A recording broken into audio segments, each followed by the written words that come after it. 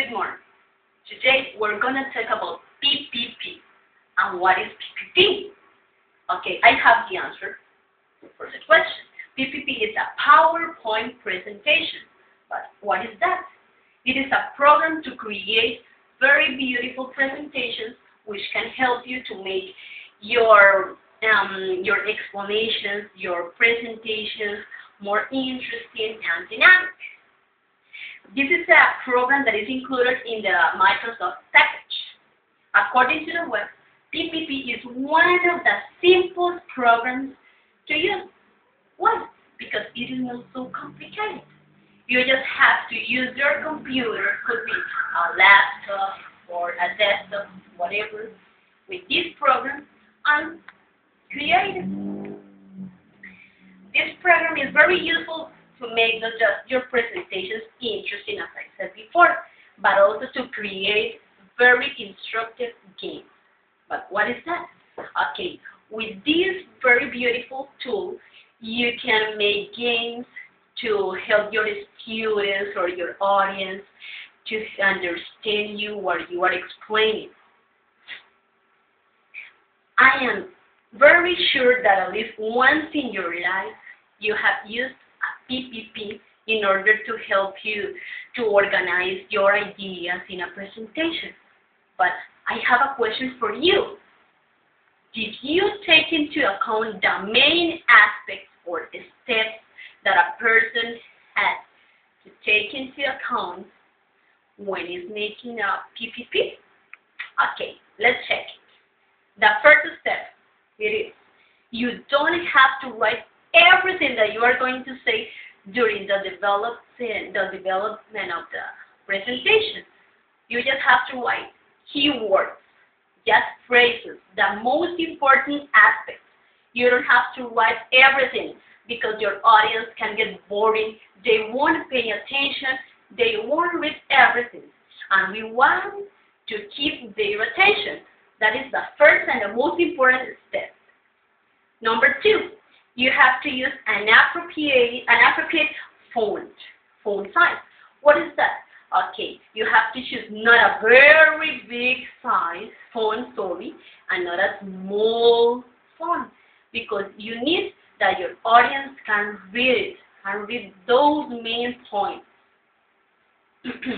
Also, you have to choose an appropriate type of font. Could be Arial, a simple Arial, or Times New Roman. You can choose two sizes. One for the titles, for the main titles, and another one for the subtitles. And that's it. No more. Also, you have to remember that the configuration of the computers is different. So, if you create your PPP in your own computer, and then you are going to present it in another one, you have to go with enough time and check your presentation. Number three, the third step is use contrasting colors for the text and background. Why? Because if you choose a very, very dark background, and then you choose a font, a text, you write the text with black or blue, people won't read it. They can't see it.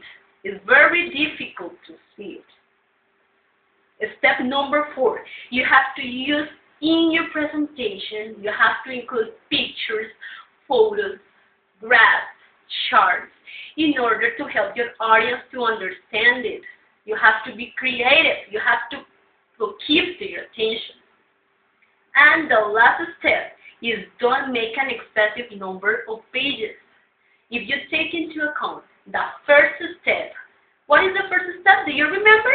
The first step is just write keywords, phrases. Remember, if you keep into account the first step, you won't have a lot of pages.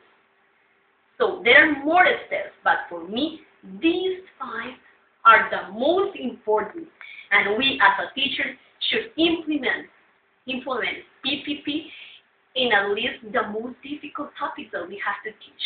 For example, if we have to teach our students how to use comparatives and the superlative form of adjectives that is a very difficult topic for them, we can create a game. We have to make a PPP presentation, and we can help them to understand it better, easier. It's very easy for them. Why? Because they are playing, and at the same time, they feel the competition, and they achieve our goal. What is our goal? That they learn it. Okay? So I invite you to be part of the new technology. Apply the PowerPoint. This is very useful. Thank you.